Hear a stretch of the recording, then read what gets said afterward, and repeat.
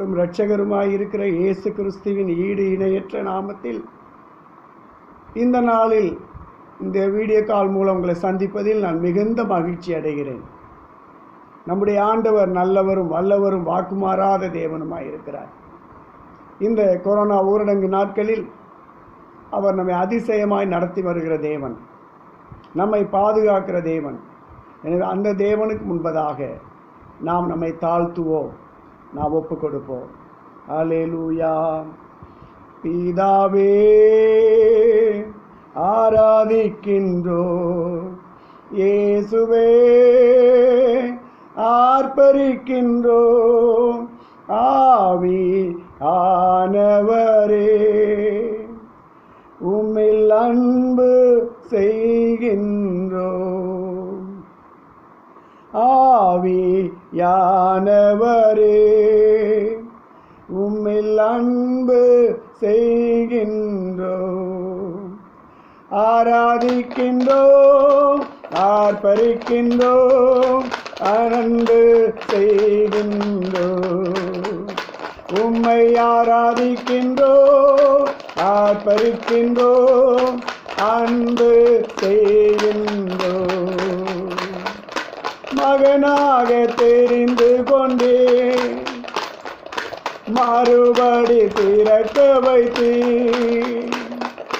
மகனாக தெரிந்து கொண்டே மறுபடி பிறக்க வைத்தீ. ராஜாக்களும் நாங்களே, ஐயா ஆசாரியர்களும் நாங்களே, ராஜாக்களும் நாங்களே, ஐயா ஆசாரியர்களும் நாங்களே. ஆராதிக்கின்றோம், ஆர்ப்பரிக்கின்றோம், அன்பு செய்கின்றோம். உம்மை ஆராதிக்கின்றோம், ஆர்ப்பரிக்கின்றோம், அன்பு செய்கின்றோம். பரிசுத்தர் பரிசுத்தரே, பரலோக ராஜாவே, பரிசுத்தர் பரிசுத்தரே, பரலோக ராஜாவே, எப்போதும் இருப்பவரே, ஐயா இனிமேலும் வருபவரே, எப்போதும் இருப்பவரே, ஐயா இனிமேலும் வருபவரே. ஆராதிக்கின்றோம், ஆர்ப்பரிக்கின்றோம், அன்பு செய்கின்றோம். உம்மை ஆராதிக்கின்றோம், ஆர்ப்பரிக்கின்றோம், அன்பு செய்கின்றோம். உம்மை ஆராதிக்கின்றோம், ஆர்ப்பரிக்கின்றோம், அன்பு செய்கின்றோம். ஸ்தோத்திர ஆண்டவரே, இந்த ஆசீர்வதிக்கப்பட்டதான் இந்த நல்ல நாளுக்காக, இந்த வேலைக்காக ஸ்தோத்திரம் அப்பா. இந்த வீடியோ கால் மூலமாக உம்முடைய நாமத்தை உயர்த்துகிற எங்கள் மீது உம்முடைய அன்பு கரம் இறங்கி வந்ததுக்காய் ஸ்தோத்திரம். இந்த வீடியோ கால் மூலமாக நாங்களுமே துதித்து ஆராதித்து உம்முடைய வார்த்தையை கேட்டு இந்த ஜெபத்தில் கலந்து கொள்ளுகிற ஒவ்வொரு தேவ பிள்ளைகள் மீதும், ஒவ்வொருடைய வீடுகள் மீதும் தேவ சமாதானம், தேவனுடைய ஆசீர்வாதம், தேவனுடைய ஐஸ்வர்யம், தேவனுடைய நன்மை, தேவனுடைய பாதுகாப்பு உண்டாவதாக. அனிமை மறைத்து நீர் பேசும். இந்த நாளில் கேட்டுக்கொண்டிருக்கிற இந்த வீடியோவை பார்த்து கொண்டிருக்கிற ஒவ்வொரு குடும்பங்கள் மீதும் கர்த்தருடைய வல்லமை வெளிப்படட்டும். இதை தாழ்த்தி ஒப்புக் கொடுக்கிறோம். இயேசுவின் நாமத்தில் ஜெபிக்கிறோம் நல்ல பிதாவே, ஆமென், ஆமென். இந்த நாள் நம்முடைய வேதத்தின் தியானத்திற்காக சங்கீதங்களின் புஸ்தகம் 95ஆம் சங்கீதம் இந்த 1வது வசனம் இவ்வாறு சொல்லுகிறது: கர்த்தரை கம்பீரமாய் பாடி நம்முடைய இரட்சணிய கண்மலையை சங்கீர்த்தனம் பண்ண கடவோம் வாருங்கள். கர்த்தரை கம்பீரமாய் பாடி நம்முடைய இரட்சணிய கண்மலையை சங்கீர்த்தனம் பண்ண கடவோம் வாருங்கள் என்று இந்த இடத்துல தாவீது சொல்லுவதை பார்க்கிறோம். கர்த்தரை புகழ்ந்து பாடி துதிப்பது அது ஒரு இனிமையான ஒரு அனுபவம். நம்ம ஆண்டவரை பாடி துதிக்க நம்ம அதிகமாக கற்றுக்கொள்ள வேண்டும். நாம் ஜெபிப்பது நம்முடைய தேவைகளுக்காக ஜெபிக்கிறோம். ஆனால் ஆண்டவருக்கு கொடுப்பது என்பது துதியும் ஸ்தோத்திரமும் ஆராதனை அவருக்கு நம்ம கொடுக்கிறோம். எனவே அவரை பாடி துதிக்க கற்றுக்கொண்ட யாரும் மௌனமாய் வாய்மூடி இருக்கவே மாட்டாங்க. அவர்கள் ஏதாவது பாடிக்கொண்டே கர்த்தரை மகிமைப்படுத்தி கொண்டே இருப்பார்கள். எனவே தான் சங்கீதம் 102 சொல்லுகிறது, ஆனந்த சத்தத்தோடே அவர் சந்நிதி முன் வாருங்கள். அவருடைய சமூகத்தில் ஆனந்த சத்தத்தோடு வரணும். ஒருவேளை நமக்கு துக்கம் காணப்படலாம், வேதனைகள் காணப்படலாம், நமக்கு பல போராட்டங்கள் காணப்படலாம், பலவிதமான சோதனைகள் காணப்படலாம். ஆனால் அவருடைய சமூகத்தில் வரும்போது ஆனந்த சத்தத்தோட அவரை என்ன செய்யணுமா, அவர் சன்னதிக்கு முன்பாக வந்து அவரை பாடி துதிக்க வேண்டுமா. நீங்கள் வேதத்தில் பார்ப்பீர்கள் என்று சொன்னால் அநேகர் கர்த்தரை துதித்து பாடினதாக வேதம் சொல்லுகிறது. யாத்ராகமத்தின் புஸ்தகம் 15ஆம் அதிகாரம் நீங்கள் 21வது வசனத்தில் பார்க்கும் பொழுது, இங்கே செங்கடல் பிளந்த போது, பார்வோனின் சேனை கடலில் அமிழ்ந்த போது, இஸ்ரவேல் ஜனங்கள் செங்கடலை கடந்த அக்கறைப்பட்ட போது இங்கு கர்த்தரை பாடி துதித்தார்கள். இங்கே மிரியாம், அந்த இடத்துல தீர்க்கதரிசினியாகிய மிரியாம் கர்த்தரை பாடி துதித்ததாக வேத வசனம் சொல்லுகிறது. அவர் எப்படி பாடி துதித்தாலாம், அவர் மகிமையாய் வெற்றி சிறந்தார். கர்த்தரை பாடுங்கள், அவர் மகிமையாய் வெற்றி சிறந்தார், குதிரையையும் குதிரை வீரரையும் கடலிலே தள்ளினார் என்று பாடினார். எனவேதான் யாக்கோப்பு 5:13 பார்க்கும் பொழுது, ஒருவன் துன்பப்பட்டால் ஜெபம் பண்ண கடவன், ஒருவன் மகிழ்ச்சியாக இருந்தால் சங்கீதம் பாட கடவன்.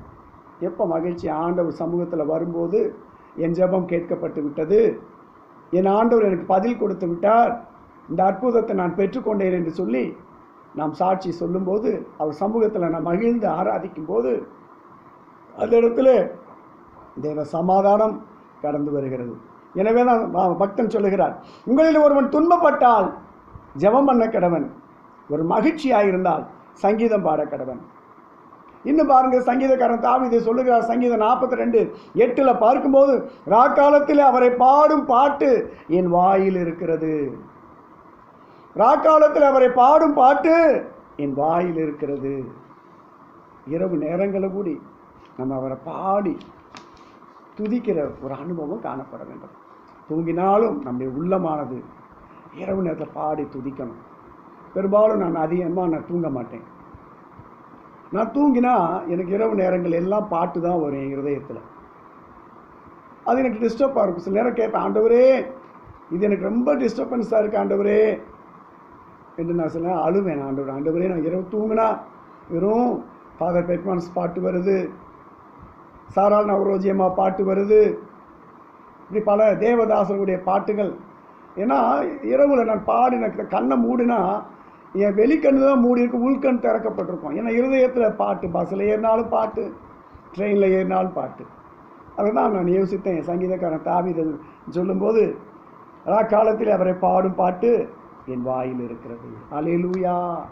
நாம் அவரை துதிக்கணும், எந்நேரமும் அவரை நம்ம பாடணும். ஏன்னா நம்முடைய தேவன் துதியில் பிரியப்படுகிற தேவன். அவருக்கு நாம் கொடுக்க வேண்டியது துதியும் ஸ்தோத்திரமும் இந்த ஆராதனை மட்டும்தான். துதிப்பவர்கள் ஜெயம் பெறுவார்கள், ஆராதிப்பவங்க பரலோகத்தை கீழே இறங்கி வர பண்ணுவாங்க. எனவே நாம் நல்ல தேவனை துதிக்கணும். எப்படி துதிக்க வேணுமா? சங்கீதங்களின் புஸ்தகம் 134ஆம் சங்கீதம் நீங்கள் 2வது வசனத்தில் பார்க்கும் பொழுது, உங்கள் கைகளை பரிசுத்த ஸ்தலத்துக்கு நேராக எடுத்து கர்த்தரை ஸ்தோத்தரியுங்கள். உங்கள் கைகளை பரிசுத்த ஸ்தலத்துக்கு நேராக ஏறெடுத்து கர்த்தரை ஸ்தோத்தரியுங்கள். கர்த்தரை மகிமைப்படுத்துவது நம்ம வாய் மட்டும் போதாது, நம்முடைய கரங்களும் உயர்த்தி அந்த கரங்களை அசைத்து நாம் தேவனை மகிமைப்படுத்த வேண்டும். நம்முடைய கரங்கள் அது அசைக்கப்படணும், அது உயர்த்தப்பட வேண்டும். சில ஆராதனை வேளையில் பார்த்தீங்கன்னா 2 கையையும் அப்படியே கையை கட்டி நின்றுக்குருவாங்க. வாயை திறக்க மாட்டாங்க. ஆனால் யார் கைகளை உயர்த்தி கைகளை அசைத்து தேவனை ஆராதிக்கிறார்களோ அவருடைய வாழ்க்கையில் சமாதானம், மகிழ்ச்சி, வெற்றி, இன்னும் சந்தோஷம், விடுதலையை அவங்க காண்பார்கள். எனவே தான் சங்கீதம் 143:6 இவ்வாறு சொல்லுகிறது, என் கைகளை உமக்கு நேராக விரிக்கிறேன், வறண்ட நிலத்தை போல் என் ஆத்துமா உண்மையில் தாகமாக இருக்கிறது. என் கைகளை உமக்கு நேராக நான் விரிக்கிறேன், வறண்ட நிலத்தை போல என் ஆத்துமா உண்மையில் தாகமாக இருக்கிறது. அப்போது நான் பவுல் சொல்லும்போது கூடி 1 தீமோத்தேயு 2:8 சொல்லுகிறான், பரிசுத்தமான கைகளை உயர்த்த வேண்டுமா? நம்முடைய பரிசுத்தமான கரங்களை எல்லா இடத்திலும் நம்ம உயர்த்தி ஜெபிக்க வேண்டுமா? ஏன்னா நம்முடைய கைகளை உயர்த்தும் போது நம்ம ஆண்டவருடைய பாதத்தில் நாம் சரணடைகிறோம். ஆண்டவரே, நீ நான் அல்ல, நான் உமக்கு அடிமை என்று நாம் சரணடைகிறோம். பிரியமானவர்களே, நான் இனி எனக்கு சொந்தமல்ல, உமக்கே சொந்தம் என்று நாம் சொல்லுகிறோம். அல்லேலூயா. எனவே தான் யாத்ராம 17:11 பாருங்க, இங்கே செங்கடலை கடந்ததுமே இவங்கள் மறுபூமிக்கு அதாவது அந்த சமபூமிக்கு வந்ததுமே அமலேக்கியர்கள் யுத்தம் செய்யும்படி புறப்பட்டு வருகிறார்கள்.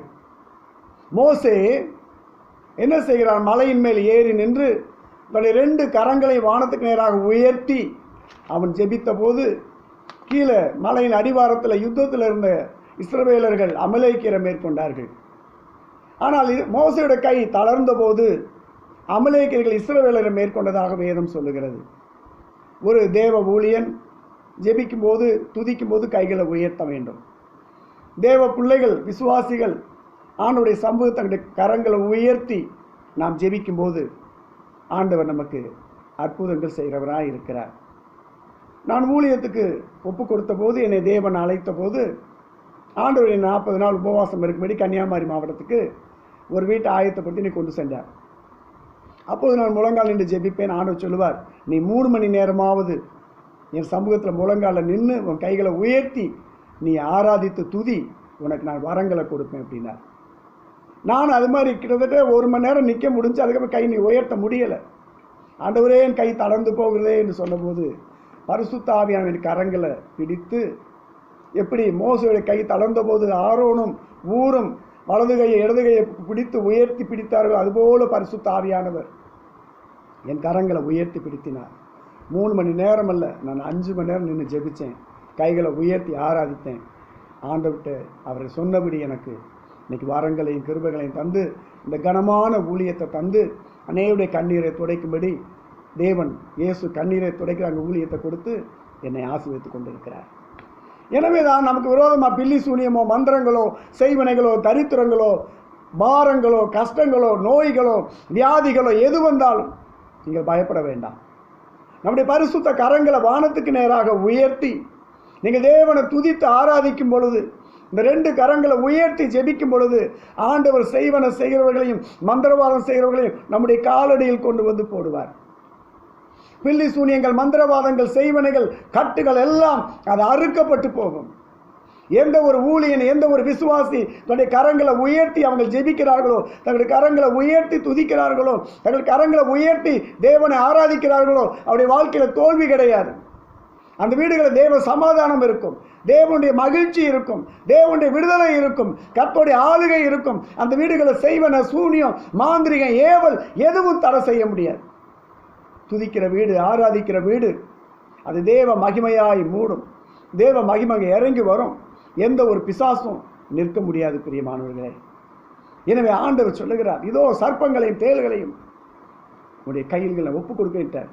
சர்ப்பங்களை எடுக்கவும் தேள்களை மிதிக்கவும் உனக்கு அதிகாரம் கொடுத்துட்டேன். எனவே நமக்கு தேவன் அதிகாரங்களை கொடுத்திருக்கிறார். பில்லி சூனியங்கள் மீது, மந்திரங்கள் மீது, செய்வனைகள் மீது, தரித்திரத்தின் மீது, வியாதிகள் மீது, நோய்கள் மீது. இந்த கொரோனா நாட்களில் இந்த செய்தியின்படி நம்முடைய பரிசுத்த கரங்களை உயர்த்தி நான் தேவனை ஆராதிக்கும் போது, துதிக்கும் போது, பரிசுத்த கரங்களை உயர்த்தி ஆவியில் நிறைந்து, அந்நிய பாஷை நிறைந்து நீ ஜெபித்து அந்நிய பாஷையில் நீ பாடி துதிக்கும் போது, கர்த்தரை மகிமைப்படுத்தும் போது எப்பேற்பட்ட வல்லமையும் உங்களை மேற்கொள்ள முடியாது.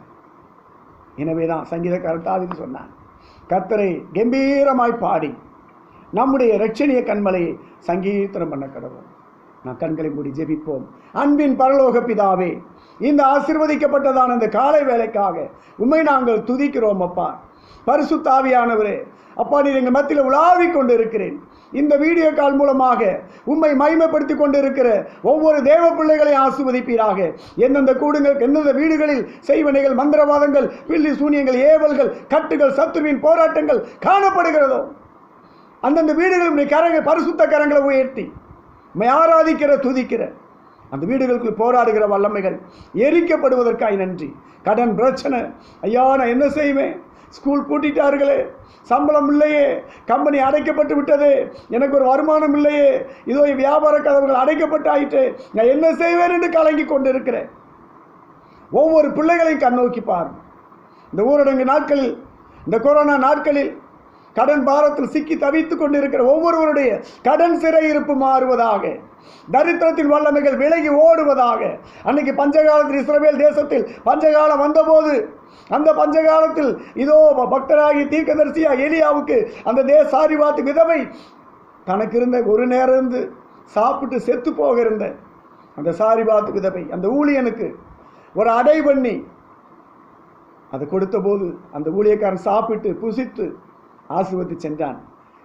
அந்த ஆசீர்வாதம் அந்த பஞ்சகாலம் முடியும் மட்டும் சாரிபாத் விதவை அவருடைய குடும்பத்தார், சொந்த பந்தங்கள் யாவரையும் ஆசீர்வதித்தது. அதுபோல் இந்த நாட்களில் அப்பா, கடன் பாரத்தில் வருமானம் இல்லாமல் கட்டப்பட்டு என்ன செய்வோம் என்று வழி தெரியாமல் திகைத்து கொண்டு இருக்கிற ஒவ்வொரு பிள்ளைகளையும் கர்த்தர் தொடுவீராக. மருத்துவமனையில் போராடி கொண்டு இருக்கிற, கொரோனாவினால் போராடி கொண்டு இருக்கிற, வீடுகளில் போராடி கொண்டு இருக்கிற, இந்த வியாதி நிமித்தம் கட்டப்பட்டு இருக்கிற எல்லா கட்டுகளையும் இயேசுவின் நாமத்தில் கட்டவிழ்க்கிறேன். எல்லா அந்த கொரோனா ஆவிகளை இயேசுவின் நாமத்தில் விரட்டுகிறேன். இந்த கொரோனா வாதையை எந்தெந்த வீடுகளில் யார் யார் மேல் உள்ளதோ இயேசுவின் நாமத்தில் அதம் பண்ணுகிறேன். ஊழியக்காரருடைய சுகத்தை விரும்புகிற கர்த்தர், தேவ பிள்ளைகளுடைய சுகத்தை விரும்புகிற கர்த்தர், இந்த நாளில் ஆண்டவரே தேவ பிள்ளைகள் அந்த இல்லங்கள் இரத்தம் தெளிக்கப்பட வேண்டும். முன்வாசல், பின்வாசல், 4 பக்க நிலைகள், கதவுகள், ஜன்னல்கள், காரு, பைக்கு, சைக்கிள், இன்னும் கத்தாவே அவருடைய பெட்ரூம், எல்லா இடங்களும் இரத்தத்தை நாங்கள் தெளிக்கிறோம் அப்பா. எந்த செய்வனக்கட்டு, மந்திரக்கட்டு, சாபக்கட்டு, பில்லி சூனிய கட்டு, ஏவல் கட்டு எதிர்ந்தாலும் இயேசுவின் நாமத்தில் எரிக்கிறோம். இப்பொழுது மலட்டு கற்பங்கள் திறக்கட்டும், திருமண தடைகள் மாறட்டும், வேலைக்கான கதவு திறக்கட்டும். பயத்தின் ஆவி, தற்கொலையின் ஆவி, பலவீனப்படுத்துகிற ஆவியை ஆண்டவராய் இயேசுவின் நாமத்தில் கடிந்து பாதாளத்தில் அனுப்புகிறேன். கர்த்தாவே, தேவ சமாதானத்தினால் நிரப்பும்.